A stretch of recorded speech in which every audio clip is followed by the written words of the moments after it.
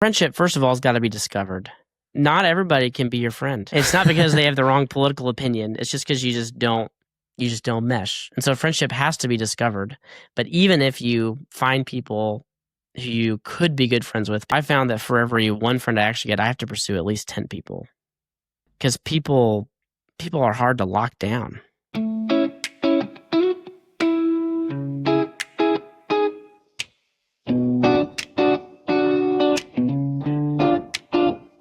We rolling? We're rolling. Were you going to say, welcome to Explicable Podcast? No, I went through this. You'll see it. I practiced. Welcome to Inexplicable Podcast. I'm Danny. Nice. I'm Steven. We talk. So, Steven, what's been going on this week? What has been going on this week? Last week, you mentioned something about Formula One. Yes. You've been wanting to talk about. Danny, do you know anything about Formula One? I'm realizing, I don't know if it's just because I live in Florida now, which, NASCAR, all that racing's popular here, or just because it's becoming more popular. But I've been hearing a lot about Formula One, and I do not know much about it other than what I've seen in the movie. I have not Brad seen the Pitt. movie. I have also not seen Drive to Survive. I think Drive to Survive is a big reason why people are catching on to Formula One. But I have not seen it. So basically, Formula One is the coolest of all the racing sports. Really? Cars Wow. go the fastest. They turn the hardest. It's just the best and the most intense. So the cars, when they're at full speed, the cars do something like, they have like 4 or 5 Gs of suction onto the ground. And so if you look at Formula One drivers, they've all got huge necks because to survive driving in Formula One, you have to have an incredible core and incredible neck just to stay upright. There's videos where they put non-Formula One drivers in a Formula One car and let them drive around somehow. And they're always, or I think there's a Formula One car that they've made it into a 2-seater. So you can put like a pedestrian in the back. And they'll literally just like, Really? it's just not, no, it's not fun. I've heard that there's enough force to, like, when they're at top speed, keep them, like, they could basically drive up a wall with how much force there is. They could drive if they were upside able down. to get there. There's actually a guy who's doing it. I don't think he's done it yet, but they're building a huge, basically like tunnel for him to drive upside down in. Is it like a Red Bull thing? Car. No, it's a YouTuber, Driver69. This podcast is brought to you by Driver69. I think that's his name anyway. But yeah, you could totally do it. Back to Formula One. Are you an avid follower of it now, or just starting to? Or I'm coming into Formula One. I'm learning about it. I don't deserve the title of avid follower.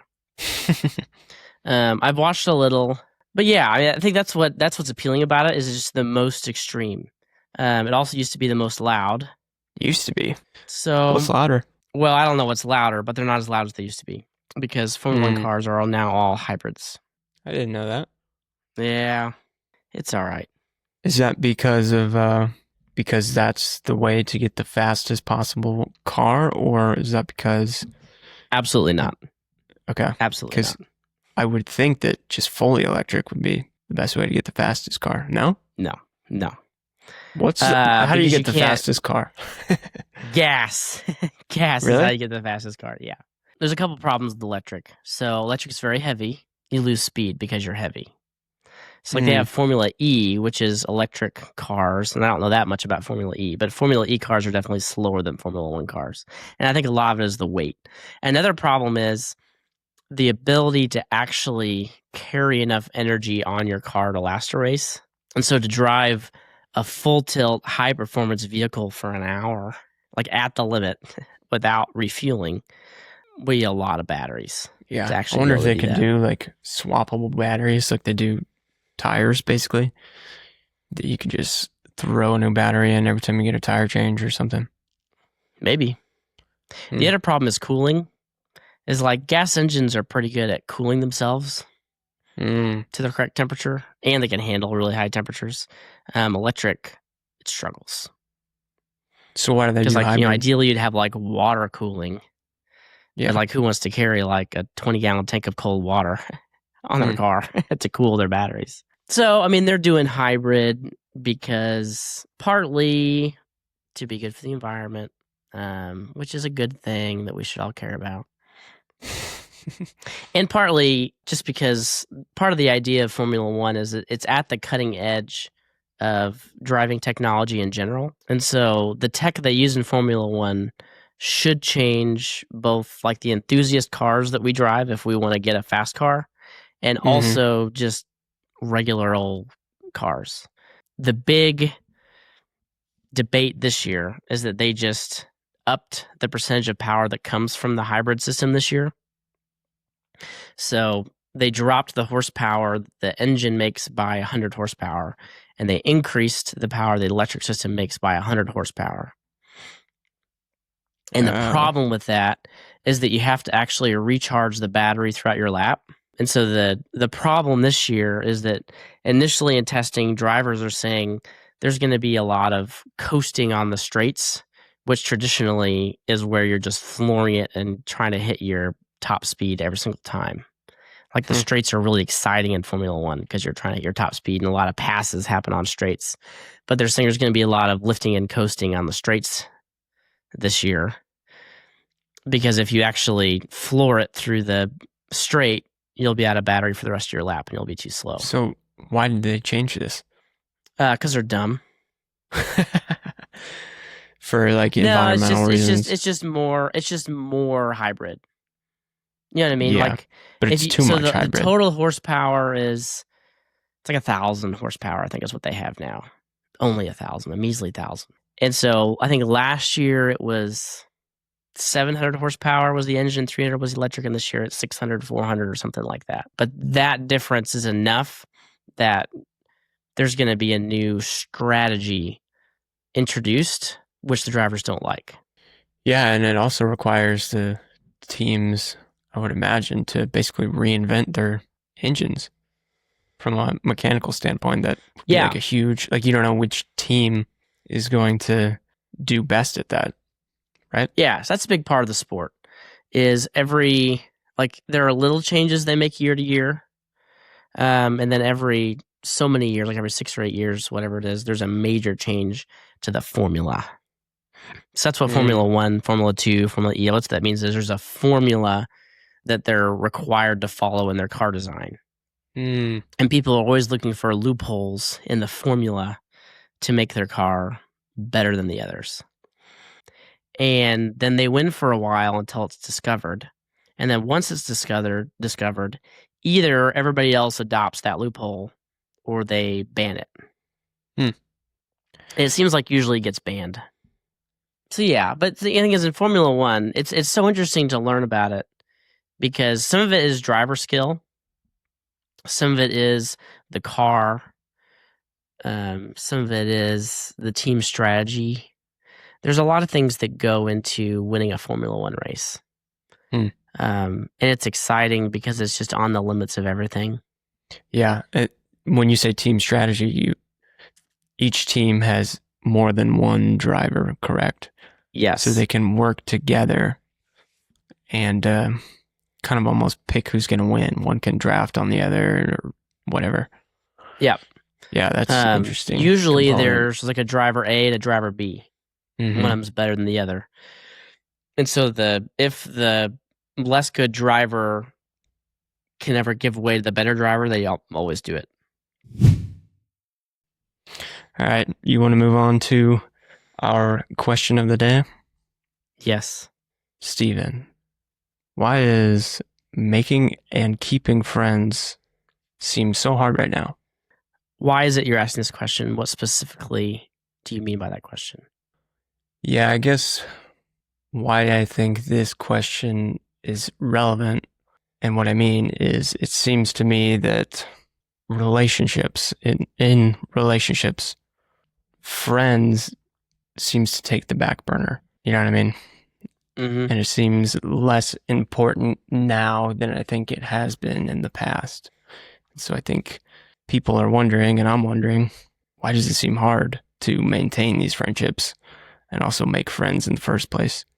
Like for me, having moved somewhere new, moved away from where I grew up, it took some thinking about, like how do you make this work? And I think a lot of people feel that way. A lot of adults feel that way. It's difficult to find friends. Yeah. I think, because you mentioned that we're adults, Mm-hmm. the way that question comes to most of us is that for the first 18 years of our life, or if you go to college, first 22 years of your life, we have curated for us friendship apparatuses. Mm-hmm.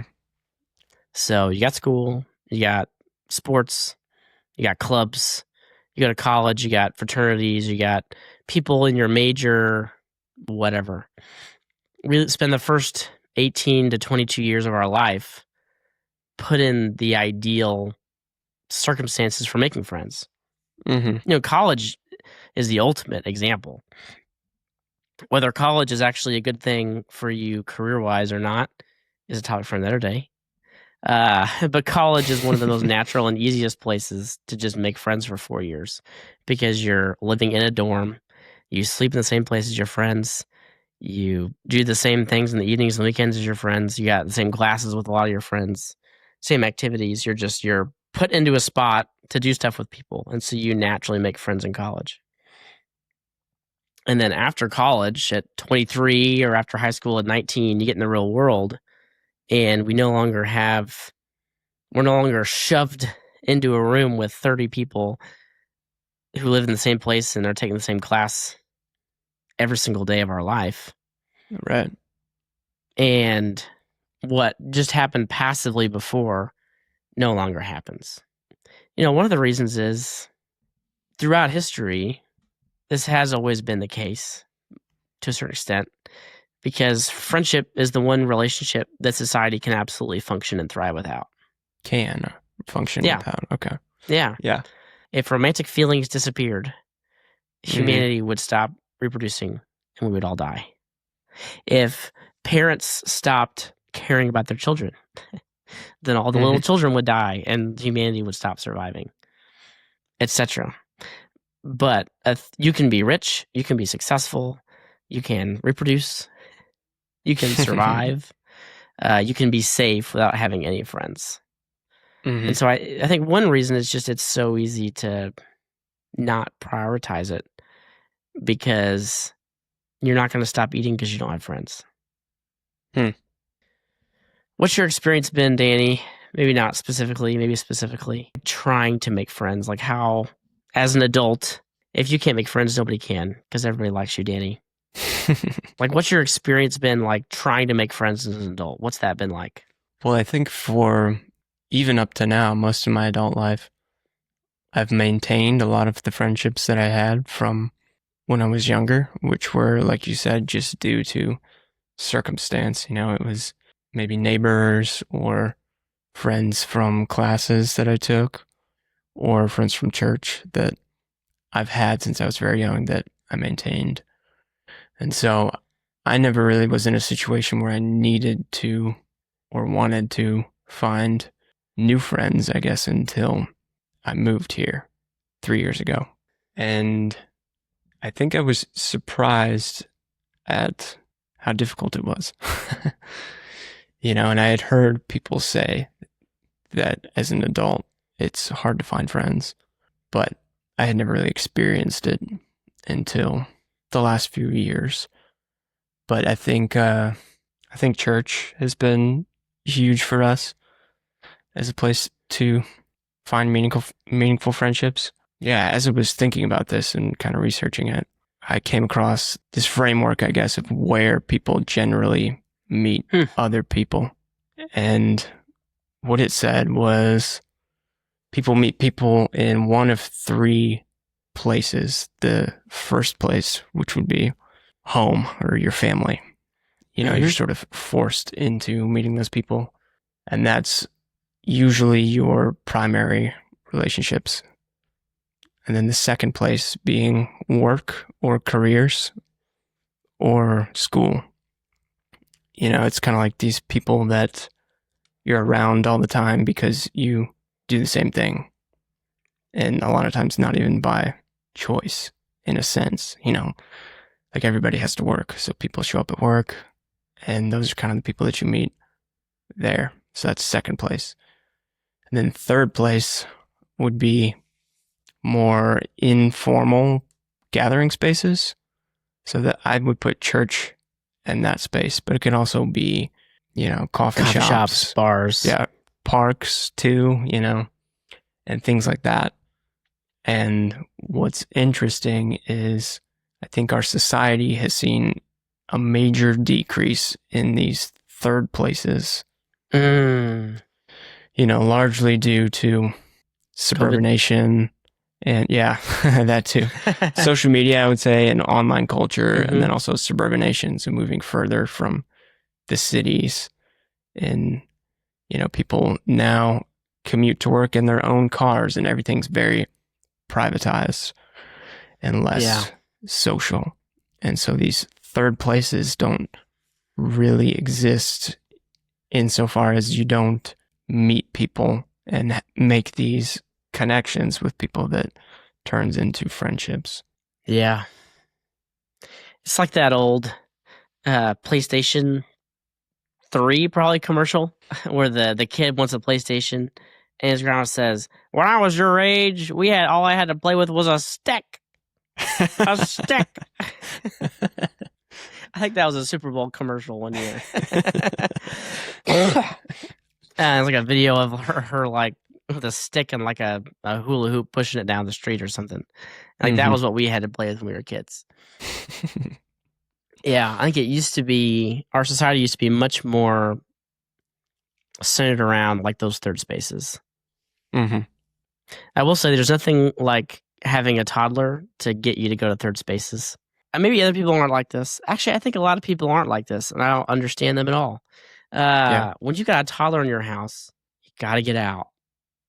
Like you got to get out and do something. I love my daughter. I like spending time with her. But we go to the coffee shop and play there for a little bit. I get my coffee. We go to Walmart, go to the library. I'll drive up into the city and go to the Children's Museum. Just a couple weeks ago, we got together with some of our friends, and it was probably the lamest invite that my friends had ever gotten, and I did not communicate it very well. I said, "Hey, we're getting some people together on Saturday morning. Are going to McDonald's. Are you interested?" And we got a couple of families to come, but this McDonald's has a really good play place. And once they got there, they were like, "Oh, I get it now. I get why you invited us to McDonald's." Yeah. It's almost like that. I was like, there's this restaurant by us that we really like. We want you to check it out. I don't know if you heard of it. It's called McDonald's. But, we had 3-year-olds there, and they played, and we were right next to them, and they played for like an hour and a half. And we could probably focus 90% of the time. Yeah. But that's the hard thing with kids is you've got to actually go out in a place where they can enjoy themselves in a way that you can make sure that they're safe. Right. Well, it sounds like you do go to these third places. And what would you say your experience then, just same question you asked me, has been making friends as an adult? It's been really hard. I have found that for every one friend that you get, you've got to seriously pursue maybe 10 people. Friendship, first of all, has got to be discovered. Not everybody can be your friend. Something's got to click to really just be a friend. You got to have something in common. You got to have some sort of like, you know what I mean, Dan? Like two people just click. Or you're going to hang out with somebody who you're supposed to like, and you kind of just don't. Yeah. It's not because they have the wrong political opinion. It's just because you just don't mesh. And so friendship has to be discovered. But even if you find people who you could be good friends with because you're compatible, whatever, I found that for every one friend I actually get, I have to pursue at least 10 people. Because people are hard to lock down. Yeah, slippery. And I think some of it is just maybe they're not on top of managing their time. Yeah, I think it's like you said, that friendship seems to be the first thing to go a lot of times. Yeah. when balancing family and work. But I think it's maybe worse now than it has been before. And I say worse in the sense that it's less prioritized now than it has been before. I agree. I think a big thing, in order to have friendship, you've got to have margin in your life. Really, another way to phrase that third space is just to say a place like where you spend your marginal time. If you get off work at 4, you pick up the kid at the daycare or whatever, your kid's at home with your wife. You get off work at 4, you say, all right, let's go to the park for an hour and then we'll eat dinner after that. That's because you got a little bit of extra time. Hmm. And there's an example. If you're going to the coffee shop and you've only got 1 minute to get in and get out and get your coffee on the way to work, and because you have no margin, you're in a third space, but you're not going to make any friends there in 1 minute. Versus if on the way to your work, you get to the coffee shop 15 minutes early, you can chat with the people that are there for 10 or 15 minutes before you go. Because you have margin, you can actually make the best use of that third space. Because trying to find friends means you're going to waste a lot of time. I feel like we're really making it sound not worth it. To have friends. Yeah. Why is it worth it? Why are friends important? Friends see you. Friends are passionate about what you're passionate about. They're in enough to see your weaknesses and your flaws, and they choose to be with you anyway. No, Yeah. we need that. We need that. We need to be seen. Yeah, I think it's also friends are good for emotional support that is difficult to get from other places, even your family in some sense. And I think that Yeah. that's overlooked, like we're saying. Yeah, I mean, family relationships are complicated. Friendships are a lot simpler. I think most people don't have the best relationships with their immediate family, their parents, their cousins, their grandparents. And I think another reason is friends make you better. It's a fun fact. It's actually a workplace fact, but it works for friends too. If you have a high performer within 15 feet of you while you're working, then your productivity goes up by 15%.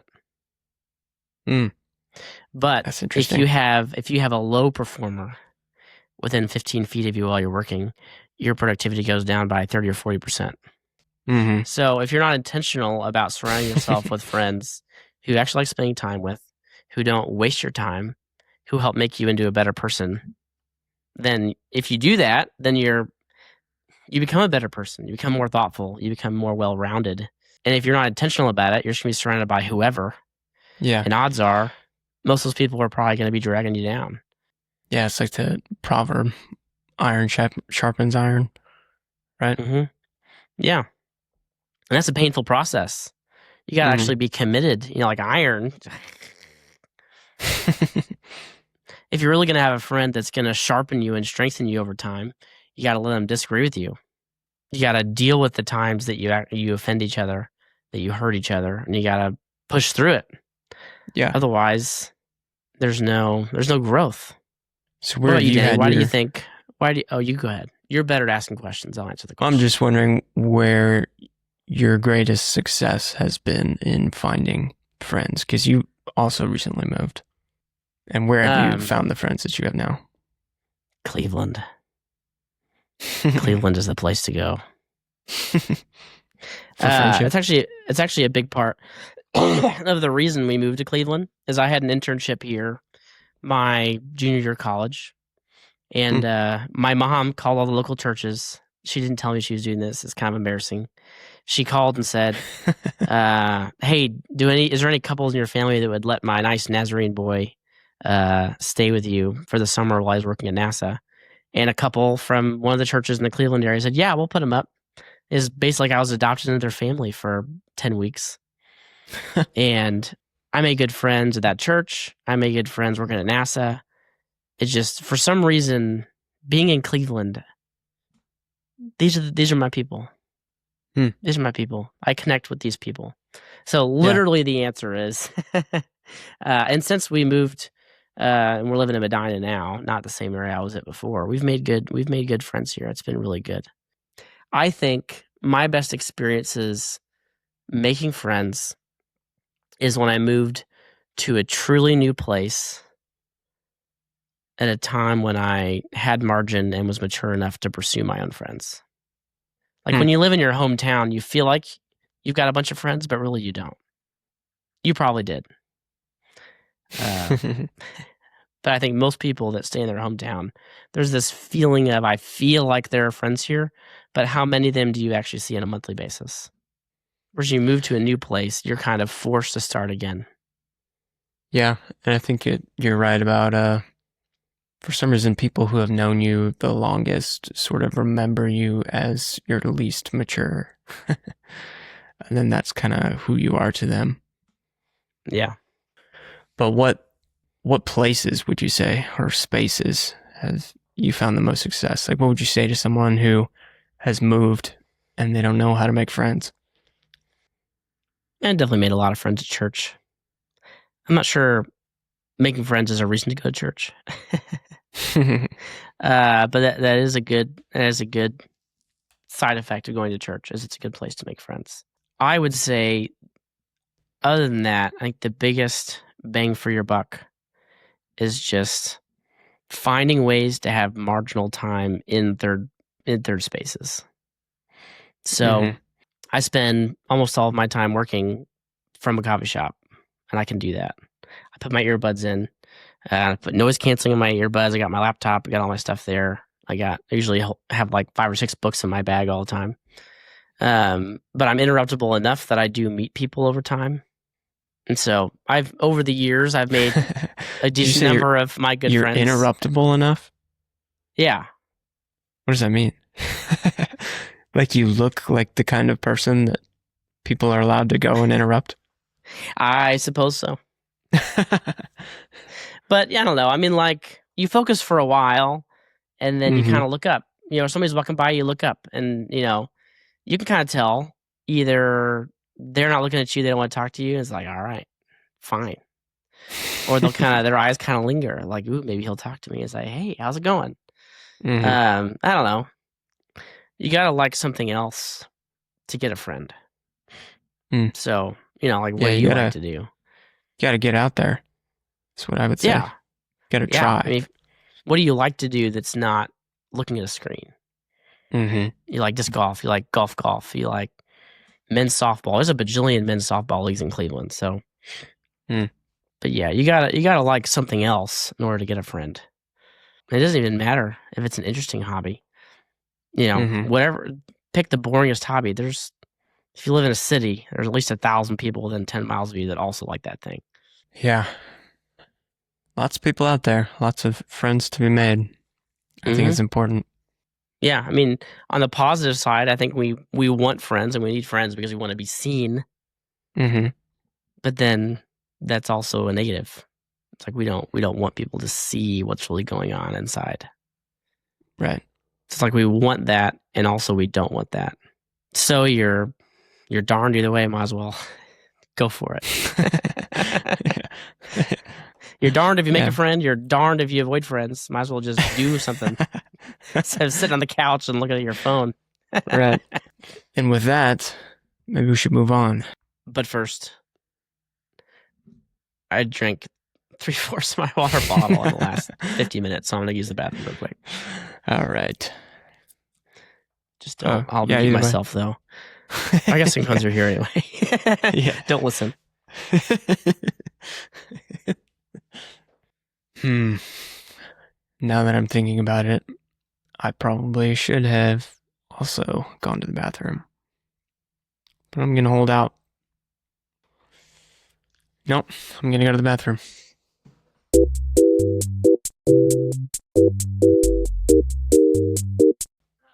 Wow, I beat him back. That's because I didn't wash my hands.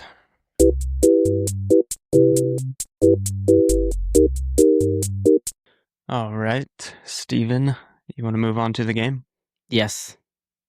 Okay, for this game, we're going to do a draft, which I thought would be applicable to the topic. And we're going to draft basically build your own group. So your own closest friends from movies or TV shows, but you can't use characters from books.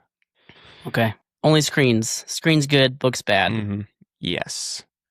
So we'll each pick, I think, you want to start with 5? Let's just do 5 friends 5. is probably enough. Okay, I'll go first. So I don't know if there's a clear top pick for this. I had several ties, I think, for first, but for my first, he's going to be the leader of the group. It's going to be Jerry Seinfeld. Leading the group, he's going to be making us laugh. It's going to be great. That sounds good. You know, my first thought, if the first one needs to be the leader, I'm not gonna pick this person because he would be a terrible leader. Yeah, well, doesn't But there's have a to be there's a the leader. Seinfeld related second person. Oh, it doesn't have to be a leader? Not necessarily. Just we're Okay. trying to assemble the best team. Okay. And I'll then, pick a leader later. But since yeah, we maybe started in we'll. Seinfeld, the Yeah. first friend that I pick is George Costanza. Oh man. And I have you know, I was actually going to pick him over Jerry anyway. And the reason is, well, first of all, he's wonderful. Mm-hmm. Second of all, I feel like my wife doesn't always mesh with my friends, but Melissa says that she could just listen to George Costanza talk all day about anything. I get that. Yeah, like George is the sort of friend that there's never a boring day. I don't want to downplay my team, but maybe this is a pretty good pick. Because Jerry, honestly, he can be a little annoying sometimes. You know, Melissa says that too, and Jerry is my favorite. He's my favorite in the show. Oh, is But he? yeah, well, Hmm. I like them all. Jerry's the most normal, and so I think he would be a good fit. You don't want someone who's just an absolute wild card in your group. You know what I mean? Yeah, nobody wants a Kramer. Yeah. For my next pick, I'm going to take Cosmo Kramer. No, I'm kidding. Okay. I'm going to go a little different with this next one and pick Michael Scott. Because I'm really curious what that would be like hanging out with. You got Jerry Seinfeld and Michael Scott in the same room. The real question is, does Michael Scott know who Jerry Seinfeld is? In this Like- universe, no. They're both just regular Okay. people. Okay. Yeah. Okay. They're just characters. They don't know each other. Yeah, well, Michael Scott might know Jerry Seinfeld as a comedian, like as he is in the show. You know what I mean? But Okay. it's just as he is in the show, Okay. not as the Jerry Seinfeld, the actor we all know. Okay. Not the Jerry Seinfeld, the billionaire. Yeah. Okay. For my next pick, I was going to pick this before you picked yours too. Jim Halpert. Oh, wow. Okay. Got the B team. Well, with Michael Scott, if you call Jim Halpert the B team, then you have the high maintenance team. That's Jerry's true. got to fly first class. He's got to be the center of attention. Michael requires a lot.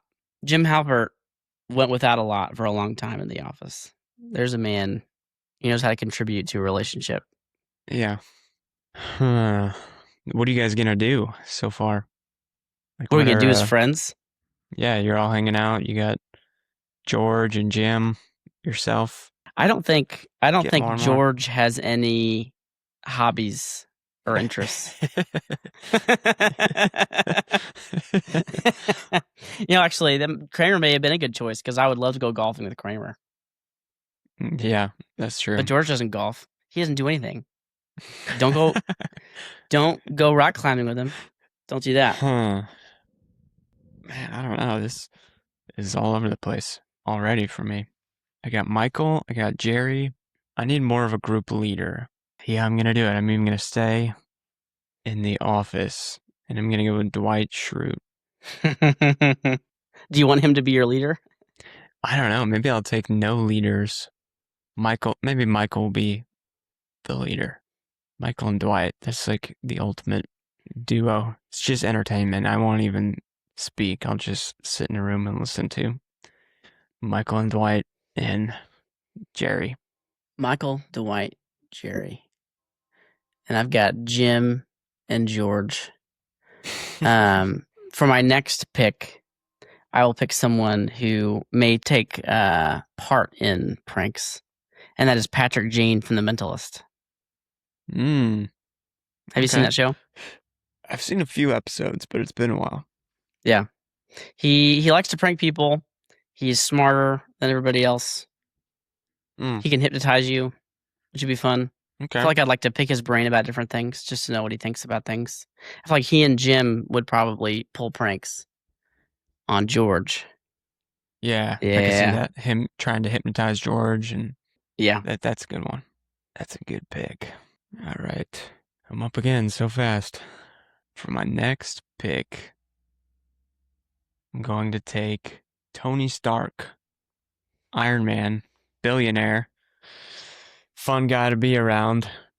We're going to hang out in his mansion, mess with his technology and stuff. Maybe try on some Iron Man suits. Jerry's going to be making jokes. He was in comic books before movies. You know, I don't know if comic books. Okay. You invented the game, so you make the rules. All right, you bend the rules whenever you want, Danny. I feel like I'm not gonna go. I don't like what interesting people I feel like. I feel like I want boring friends. I think that's what I want. I just want like sitcom friends. Okay. For my next pick, I pick Jay Peterman from Seinfeld. Jay Peterman. Jay Peterman. Just got the most ridiculous stories. I'm not sure that he would be a loyal friend. He may not actually stick around. I don't know.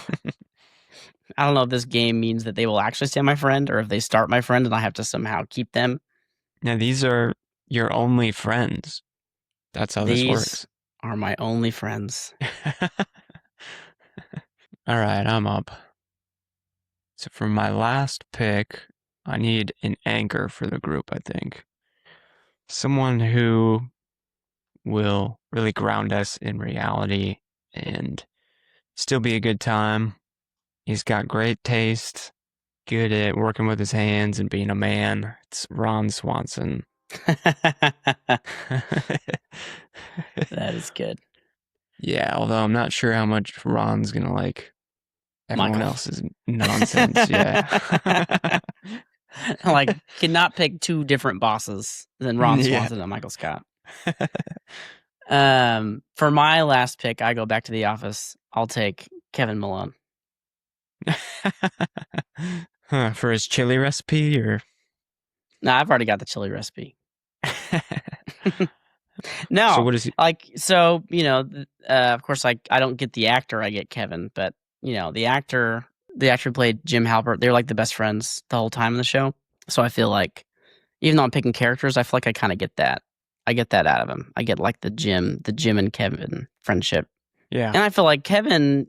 Well, Jay Peterman may be a flighty friend. I feel like Kevin would be a reliable friend. that's true. Like George sticks around. Jim's pretty reliable. Kevin's pretty reliable. Coleman's kind of crazy. Yeah, Patrick Jane. I feel like Jane and Kevin would bond too, even though Jane may have like twice the IQ of Kevin. I feel like they might become close friends too. It'd be fun. Mm-hmm. There's more to be seen underneath the surface of Kevin Malone. What were your picks again? George Costanza, Jim Halpert, Patrick Jane, Jay Peterman, and Kevin Malone. All right, and I got Michael Scott, Jerry Seinfeld, Tony Stark, Dwight Schrute, and Ron Swanson. I think you definitely took a more extreme route, and I took a more steady route. Yeah. I just want to see what would happen. I just want to be more of a fly on the wall in my friend group. Yeah. I can see that. I can see that about you. All right. You want to wrap this up? Well, I guess we can wrap it up then. Okay. And with that, we will see everybody next week. Adios, amigos. Bye, everybody. Two dudes talking about the stuff you can't explain.